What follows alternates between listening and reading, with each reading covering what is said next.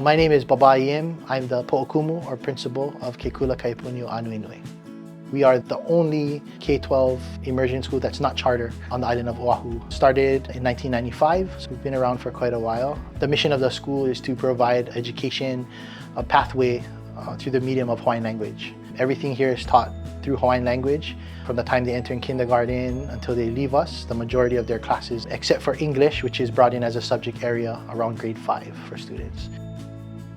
Hawaiian language is an oral language, so it's passed down orally. There was really no writing system prior to the coming of missionaries around 1820. 1896, it was only 3 years after the overthrow of the Hawaiian Kingdom, Act 57 was passed by the Republic of Hawaii. And that basically was an English-only law that made it illegal to use other languages, basically Hawaiian, as the medium of education in Hawaii. That was kind of the start of the decline of Hawaiian language. It wasn't until Hawaiian Renaissance, basically, in the 1970s, that Hawaiian language started to make a comeback. I think all things Hawaiian started to make a comeback. Hawaiian language, Hawaiian culture, arts, all that kind of stuff. My degree is in Hawaiian language and then a master's in education.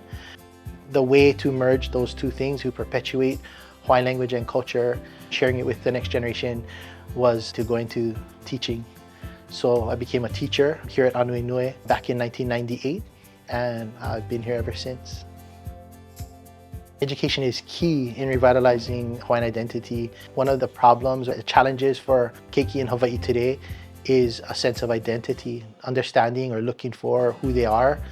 I think they look for it in different places, different ways, and so if we can give them a strong foundation in education for them to know who they are, it helps them to navigate their way in the world and engage with other people in a more connected, a more meaningful way. Language without culture is kind of empty. Speaking, English thoughts with Hawaiian words, and then culture without language, there's a lot missing where you don't understand the meanings or the reasons or the why behind what you do. Just always being mindful not to separate the two, Hawaiian language and culture. On the island of Oahu, we're in the moku of Kona, on the Ahupua of Waikiki. Our school is between the two ridges that make up the valley of Palolo. There's Ma'umai on one side and Wa'ahil on the other side. Inside of our valley, there's a few different rivers that flow. Waioma'o and Pukele become Palolo Stream, and then Palolo Stream makes its way down towards the Alawai, where it then lets out into the ocean down in Waikiki, right near the Prince. Prince Waikiki has been a partner of Ānuenue for a number of years, and they've supported us in many different ways. I think first and foremost, just in helping us take care of the ahupua that we share. We're a site that is up Mauka, and the Prince is a site that is Makai. Over the years, we've been really fortunate to build a strong partnership, and I think more of it like a friendship with the Prince. Each of us does our part to kind of support the other, and in the end, both places are a little bit better off because of the relationship.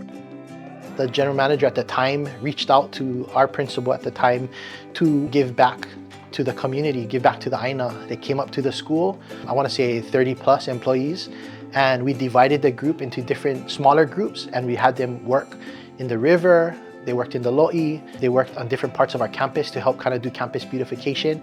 We even had some of the people who came work in our library, helping us do cut and paste with some of the educational materials that we use. And so that day was a good start working with the Prince, because they got to see the different parts of our school and the different ways that we work here.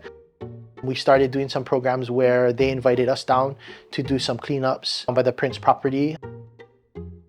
We started an internship program where the guys from the Prince kind of invited us to bring students of ours down there to shadow some of the people at the hotel and learn about the industry. Through the internship program, there was a number of students who served as interns, and a few of them actually went on to work there. The first name that comes to mind always right off the bat is Makahiva. Makahiva was a student of ours from when he was a kindergartner. He came all the way through and graduated with us. But he was one of those students who, when he hit middle school and high school, he became very introverted and shy. I think there was times when he was kind of anxious and very much kept to himself. The internship program helped him to blossom into a person who became more confident in himself himself. He kind of found a little bit more purpose and what he wanted to do in life. He ended up actually moving from an intern to a paid position. And I think now he's a permanent full-time employee in the engineering department.